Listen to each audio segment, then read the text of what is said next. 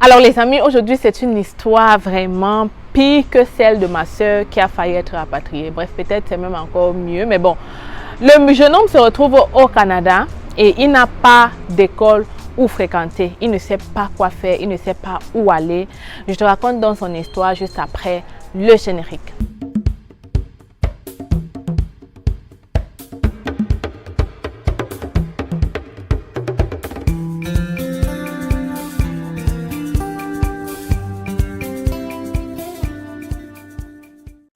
Alors, c'est comme pour te dire que l'immigration au Canada, vraiment, c'est comme si quand tu arrives, c'est là où tous les problèmes commencent.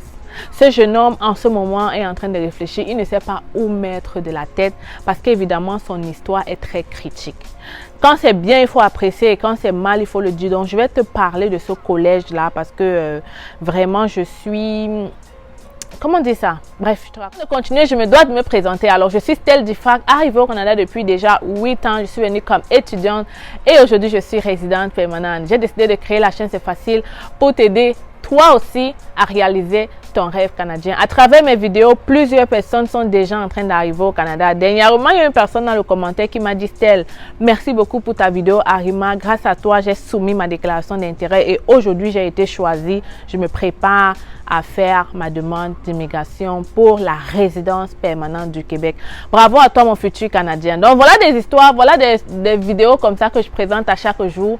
Si toi aussi, tu veux faire partie de la gang, abonne-toi, partage les vidéos et surtout n'oublie pas de liker celle-ci si tu auras apprécié l'histoire que je vais te raconter ici. Alors, je dois aussi te dire que nous avons 2 formations parce que oui, pour t'accompagner, nous avons sorti 2 formations. Une pour les étudiantes qui te montre le processus d'étudiant, demande de visa étudiant de A à Z, c'est-à-dire on t'aide dans le choix de la formation, la demande de bourse et tout ce qui va avec. Donc, c'est à travers la formation que tu pourras avoir ça. Pour les travailleurs, nous avons une formation qui te montre comment faire ton CV, ta lettre de motivation, comment te préparer pour une entrevue au Canada. Et à la fin, on te présente la liste de ces employeurs qui recrutent à l'international. Donc, on te donne tout dans cette chaîne. Tout ce que tu dois faire, c'est me retrouver soit dans la formation ou alors continuer à regarder les vidéos, t'abonner, partager et liker. Alors, les futurs Canadiens, je vais donc te raconter l'histoire de cet abonné-là. Vraiment, j'ai décidé de faire la vidéo parce que je sais que ça peut aider d'autres personnes. Donc, de quoi il s'agit? Notre jeune homme, c'est un jeune homme, il est arrivé au Canada, ok? Il avait eu son inscription dans un cégep. Je suis obligée de nommer le cégep parce que je veux que ça change. Je veux que le cégep comprenne que ce qu'ils ont fait n'est pas du tout normal. Ok? Le jeune homme a eu l'admission au CCNB. J'ai l'habitude de présenter le CCNB comme un très bon collège. Oui, c'est un bon collège, mais je vais aussi te donner les limites. Et ne regarde pas le désordre. Hein, ok? C'est déjà l'hiver ici, donc on est en train de refaire les travaux chez moi. Donc, on a un peu de désordre partout. Donc voilà, c'est donc l'histoire de ce jeune homme, ok, terre à terre. Il a eu son permis d'études à travers le CCNB. Il a eu l'admission. C'est un anglophone, ok. Il a eu l'admission et il n'a pas fait le test de langue. Pourquoi il n'a pas fait le test de langue? Parce que le test de langue ne faisait pas partie des documents obligatoires pour avoir l'admission dans ce cégep. Maintenant, une semaine avant la rentrée, le CCNB l'écrit, une semaine, hein, le CCNB l'écrit lui disant monsieur, on n'a pas reçu votre test de langue. Donc, le jeune homme a une semaine leur appelle pour leur dire oui, je comprends, mais moi, je n'étais pas au courant qu'il fallait le test de langue. C'est là où on lui dit, mais sur ta lettre d'admission, c'est écrit blablabla. Bla, bla, bla. Et là, il lit la lettre d'admission et il se rend compte qu'effectivement, oui, c'était bien écrit qu'il fallait envoyer le test de langue. Donc, il a dit, écoutez, moi, il fallait peut-être m'envoyer l'email bien avant, mais bon, je suis déjà au Canada. Il était arrivé au Canada peut-être 2 semaines ou 3 semaines avant sa rentrée, ou peut-être 1 semaine et demie, donc pas très loin de sa rentrée. Et donc, il a dit, écoutez, moi, je suis déjà au Canada. Je ne veux pas perdre ma place. Sincèrement, je suis au Canada et la limite que vous me donnez 1 semaine est très court parce que la plupart des centres de langue que j'appelle me disent que voilà, c'est déjà trop tard. La prochaine session ou alors le prochain test de langue va se passer dans 1 semaine. Et donc là, le délai est trop court pour moi. Est-ce que vous pouvez rallonger ça pour moi? Je suis déjà au Canada. Je peux vous envoyer mon permis d'études. Je peux vous envoyer tous les documents vous prouvant que je suis déjà sur le territoire. Et la dame de lui dit, tu sais, ouais, tout ce que tu dois d'abord faire, c'est nous envoyer la lettre, le test de langue. Après, bon, on pourra voir ce qu'on pourra faire. Ok, donc, on ne va pas te dire exactement que tu auras la place, mais on va quand même te dire que ça peut aller, ça peut marcher. Donc, le monsieur fait le test de langue. Il fait le test de langue. D'abord, un test de langue qui coûte très cher. Ça coûte à peu près 400 $ ici au Canada pour faire le test de langue. Il fait le test de langue. Il envoie. Les résultats sont parfaits. Malgré qu'il est un anglophone, il a une très bonne note. La note demandée pour pouvoir avoir l'admission. Mais il se fait déjà tard. La date était déjà passée. La date limite que le collège demandait était déjà passée. Donc, il envoie le test. Il les appelle encore en disant, voilà le test que j'ai envoyé. Voilà ma demande. Voilà mon permis d'études. Je suis déjà au Canada. Donc, j'espère que ma place sera là. Et la madame de l'envoyer un email pour lui dire que, je vais mettre l'email ici, toi-même tu vas lire, vous avez beaucoup de chances d'avoir une place dans notre cégep. Donc très tranquillement, le monsieur se dit qu'il n'y a pas de problème. On lui demande de patienter. Il appelle, on lui dit patiente. Il faut laisser 2 semaines après la rentrée parce que c'est en ce moment-là qu'on cancelle tous ceux qui n'ont pas eu le visa. Ok, donc c'est normal. Parce qu'on donne toujours 2 semaines pour ceux qui n'ont pas pu avoir le visa avant d'enlever leur place. Ok, ils n'ont pas le visa, donc on considère qu'ils ne peuvent plus commencer l'école. Donc on lui dit non, attends les 2 semaines là, on va possiblement te trouver la place. Donc, d'autant plus que, je vais aussi vous dire l'autre chose. Le monsieur, c'est là où le jeune homme me contacte en ce moment-là. Et il m'annonce ça, il m'explique tout ça. Moi, je lui dis, connaissant le CCMB, c'est vrai, c'est possible, ça se peut que tu aies la place parce que oui, ils ont raison, c'est là où tu es là. Tu es déjà, ça c'était déjà passé 1 semaine de la rentrée quand il m'a informé. Je lui ai dit, là maintenant, demander une admission. Tu es déjà en plus installé au Nouveau-Brunswick, donc je ne vois pas qu'est-ce que tu peux faire d'autre que de patienter vraiment ce qu'ils t'ont dit, surtout qu'ils sont en train de te donner espoir, parce qu'ils donnaient vraiment espoir, monsieur, il écrivait, les réponses d'email montraient que voilà, ils allaient lui donner de la place. Donc 1 semaine passe, toujours rien. 2 semaines après la rentrée, c'est là qu'on l'appelle, on lui dit désolé monsieur, il n'y a plus de place possible. Like, really? Juste comme ça?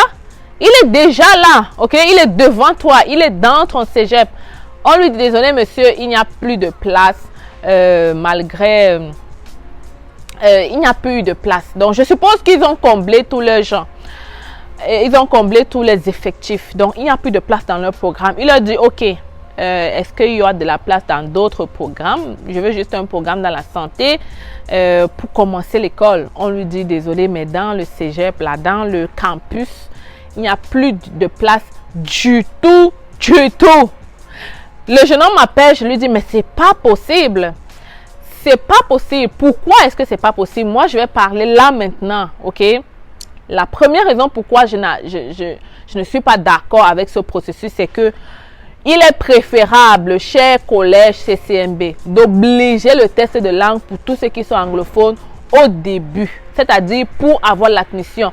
Il est mieux pour tout le monde comme ça. Parce que si vous l'aviez exigé, il aurait fait ce test depuis longtemps et il aurait envoyé depuis longtemps. Et même si vous voulez le faire, il est préférable encore d'envoyer l'email. D'envoyer cet email-là que vous avez envoyé 1 semaine avant, de l'envoyer au moins 1 mois avant. Il est inadmissible que c'est 1 semaine avant la rentrée que vous envoyez les documents, les emails aux élèves pour leur dire que leurs dossiers ne sont pas remplis. Moi, je comprends derrière cela que c'est juste une histoire de business. Et il faut comprendre que oui, l'école c'est un business, mais vous devez faire attention surtout lorsque un enfant décide de payer tous les frais, de payer ceci, d'arriver au Canada, d'être là et ensuite vous lui faites vivre ce choc psychologique. Il aurait été mieux aussi pour vous de dire à l'élève, tiens, c'est impossible, nous sommes pleins, que de lui donner des espoirs, de lui faire croire que ça va aller, vous allez pouvoir trouver une solution et de dire que et de faire en sorte qu'il ne cherche plus ailleurs. Ok? Parce que si une semaine, ça veut dire que 3 semaines, c'était déjà, c'est 3 semaines après qu'on annonce qu'il n'a plus de place. Pendant les 3 semaines-là, peut-être qu'il aurait pu cafouiller, peut-être qu'il aurait pu trouver un autre programme. Peut-être en ce moment, un autre programme était déjà, était encore valide. Peut-être. Peut-être qu'il aurait pensé à une autre solution au lieu de lui faire croire que voilà, il a de l'espoir, il a de l'espoir, il a de l'espoir. Vraiment, c'est choquant. Voilà maintenant le monsieur qui se retrouve là au CCNB, ok, et il ne sait pas quoi faire, il ne sait pas par où est-ce qu'il va aller, il est perturbé, il ne sait pas, d'autant plus qu'il est obligé d'aller à l'école parce qu'il est venu avec un permis d'études et si tu ne fréquentes pas, ça veut dire que tu n'es pas en train de respecter tes conditions de séjour au Canada. Donc il est obligé d'aller à l'école et maintenant qu'est-ce qu'il doit faire? Et moi ce qui me choque encore le plus dans ça, c'est que le monsieur qui rencontre les conseillers se permet de lui dire que voilà, il y a la place dans un autre campus. Et il donne le numéro. Le jeune homme appelle l'autre campus. Et le monsieur lui dit oui, donne ton matricule. Bref, un petit cafouillage. Je ne comprends pas qu'est-ce qui se passe. Est-ce que vous êtes au courant que cet enfant-là, s'il ne fréquente pas, ça va aller mal pour lui? Est-ce que vous êtes au courant qu'il est un étudiant étranger? Est-ce que vous savez toutes les conséquences que ça peut créer s'il reste à la maison? Est-ce que vous êtes conscient de ça? Alors, les amis, vraiment, je vais peut-être te dire que si toi aussi tu es dans la même situation, vous savez, c'est quand tu arrives au Canada qu'il y a beaucoup de problèmes. La plupart, je te dis, c'est quand on arrive au Canada qu'il y a beaucoup de problèmes. J'ai une personne qui arrive au Canada et qui a perdu son passeport, son visa, son permis d'études, tout à l'aéroport. Ok, il a perdu.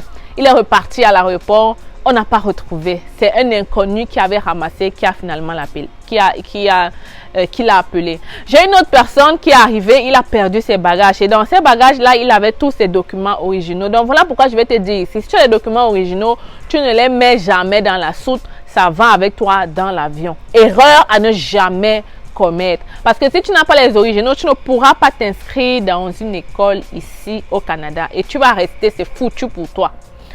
Et voilà encore ma soeur qui est arrivée, qui a failli être rapatriée. Voilà un autre jeune homme qui est arrivé. Et voilà, il est là. Il a déjà payé le loyer. Il a déjà payé le loyer là où il se trouve. Il sait qu'il va commencer l'école. Il garde espoir. Et voilà, on l'annonce que il ne pourra pas fréquenter. Qu'est-ce qu'il faut faire dans cette situation? Si c'était toi, qu'est-ce que tu allais faire? Est-ce que tu allais commencer à te morfondre? Est-ce que tu allais commencer à... Qu'est-ce que tu allais faire?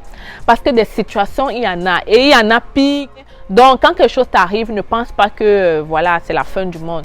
Moi, je vais parler au jeune homme. Comme je lui ai dit, le conseil que je lui ai donné, c'est que il faut absolument qu'il s'inscrive, qu'il prenne des cours. Ça peut être n'importe quoi. OK? Mais il faut absolument qu'il aille à l'école, qu'il prenne des cours. Il peut prendre des cours qui pourront être crédités après. Il peut s'assurer dans le même collège de prendre des cours qui pourront l'aider plus tard dans le programme qu'il voudra commencer en janvier. Dans la solution que je lui ai donnée, c'est que pendant ces 3 mois-là, étant donné que dans tous les collèges c'est fermé, il ne peut plus avoir une admission nulle part ailleurs parce que c'est déjà 3 semaines, je lui ai conseillé donc de prendre des cours.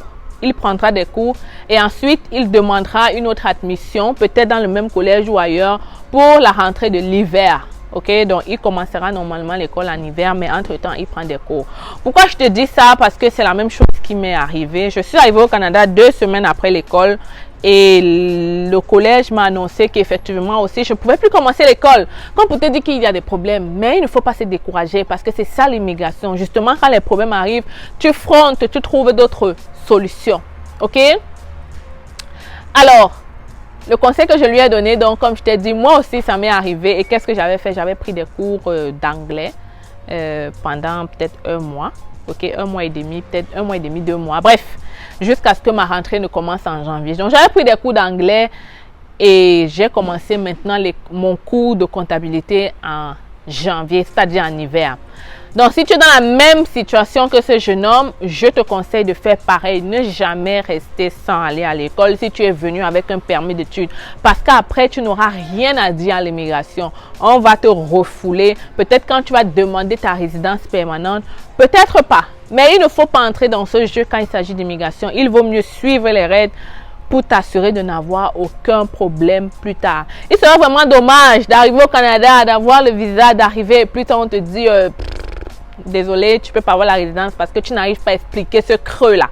Entre ce temps-là, qu'est-ce que tu faisais? Tu n'as aucune preuve, tu n'as aucune exclamation, tu n'as rien. Il serait dommage. Donc voilà l'histoire que je voulais te raconter. C'est une histoire triste, mais je vous dis en fait ça ici. Depuis un certain temps, je vous montre les réalités derrière l'immigration. Pourquoi? Parce que il est important de comprendre que les choses ne se passent pas toujours comme on veut. Même dans la vie, pas seulement à l'immigration. Maintenant, qu'est-ce qu'il faut faire? Trouver des solutions pour y arriver. Donc, je m'arrête ici. J'espère que la vidéo t'a intéressé. C'était ta styliste ton CV canadien. Il commence déjà à faire froid. Ah, le Canada. Donc, si toi, tu veux prendre ta formation, vas-y, clique sur les liens que je vais mettre dans la description ou dans les commentaires. Si toi, tu veux nous écrire pour faire ton CV, laisse-nous un email à hello@commercialcfacile.com et on te fera un plaisir de faire ce CV pour toi.